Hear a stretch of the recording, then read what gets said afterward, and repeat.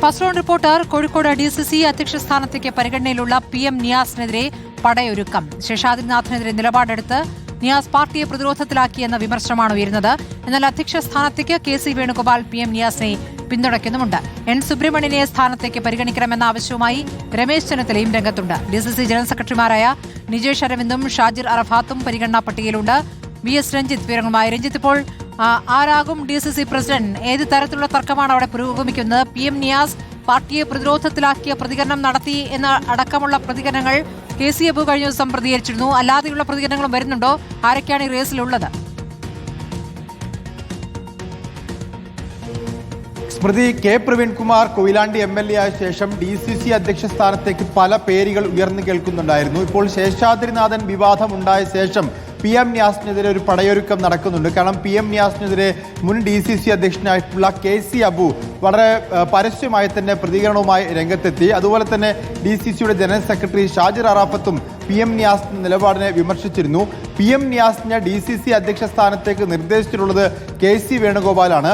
ഈ ഓട്ടത്തിൽ ഇപ്പോൾ N സുബ്രഹ്മണ്യന് വേണ്ടി രമേശ് ചെന്നിത്തല രംഗത്തുണ്ട്.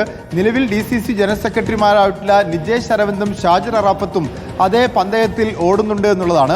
ഏതായാലും ഈ ഓട്ടത്തിനിടയിൽ ഇപ്പോൾ ശേഷാദ്രിനാഥൻ വിവാദം വന്ന ശേഷം PM നിയാസിനെതിരെ ഈ മറ്റുള്ളവരെല്ലാം ചേർന്ന് ഒരു നരേഷൻ കൊണ്ടുവരാൻ ശ്രമിക്കുന്നത് ഒരു നിർണായക ഘട്ടത്തിൽ പാർട്ടിയെ PM നിയാസ് പ്രതിസന്ധിയിലാക്കിയെന്നും മുഖ്യമന്ത്രിയെ കാണാൻ പോകുന്നതും ആഭ്യന്തരമന്ത്രിയെ കാണാൻ പോകുന്നതുമൊക്കെ വാർത്തയാക്കുകയും ശേഷാദ്രിനാഥന്റെ നിയമനത്തിലുള്ള വിയോജിപ്പ് പരസ്യമായി മാധ്യമങ്ങളിൽ വിഴുപ്പലക്കി എന്ന രീതിയിലുള്ള ഒരു പ്രതികരണം ഇപ്പോൾ നേതാക്കന്മാരുടെ ഭാഗത്തുനിന്നുണ്ട്. ഏതായാലും MK Raghavan MP, Shafi Parambil MP എന്നിവരുടെ നിലപാട് കൂടി കോഴിക്കോട് DCC പ്രസിഡന്റിന്റെ കാര്യത്തിൽ നിർണായകമാകും എന്നുള്ളത് കൂടി ഇവിടെ ചേർത്ത് വെക്കേണ്ടതുണ്ട്.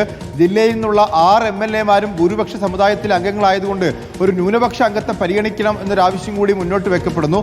അങ്ങനെയാണെങ്കിൽ PM നിയാസിന് ഒരു മുൻതൂക്കമുണ്ട്. പക്ഷേ ഇപ്പോൾ ശേഷാദ്രിനാഥന്റെ വിവാദം ഉണ്ടായതോടുകൂടി PM നിയാസിനെതിരെ മറ്റ് കാൻഡിഡേറ്റ്സ് ഒരു നരേഷൻ കൊണ്ടുവരാൻ വേണ്ടി ശ്രമിക്കുന്നുണ്ട്. അതുകൊണ്ട് ഈ ഘട്ടത്തിൽ ഈ ശേഷാദ്രിനാഥൻ വിവാദം നിലനിൽക്കുന്ന ഘട്ടത്തിൽ കോഴിക്കോട് DCC പ്രസിഡന്റ് സ്ഥാനത്തേക്കുള്ള പരിഗണന ആർക്ക് എന്ന ചോദ്യം ഒരിക്കൽ കൂടി ഉയരുകയാണ്.